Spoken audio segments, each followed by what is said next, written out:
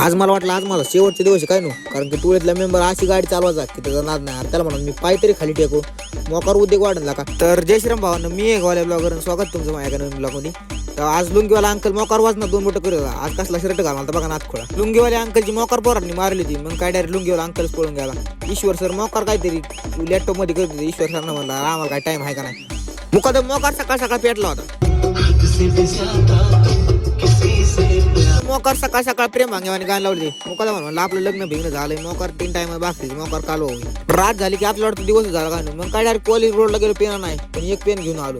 मग काय आपली टुळी पुमली डायरेक्ट बस मध्ये आणि डायरेक्ट निघालो. शेव कसला वासनात 2 बोटं करीत होता बघा. त्याला म्हणलं अरे काय विषय नाही. तुम्हाला तर माहिती आहे आपल्याला एक वेळेस आग नसली तरीच आपण थंडी सहन करू शकतो, पण आपल्याला चहाची 90 नसली की मोकार. पहिल्यांदी गाडी 55 सीटर साईडला दाबली, पहिली चहाची 90 मारली. चहाची 90 मारली मग काय डायरेक्ट गाडीत बसलो. म्हणलं आता विषय कुठं पण होते, त्यात काय माघार नाही. तर आजचा ब्लॉग कसा वाटलाय कमेंट करून नक्की सांगा. आजचा ब्लॉग आवडला असेल तर फॉलो लाईक करा की राव.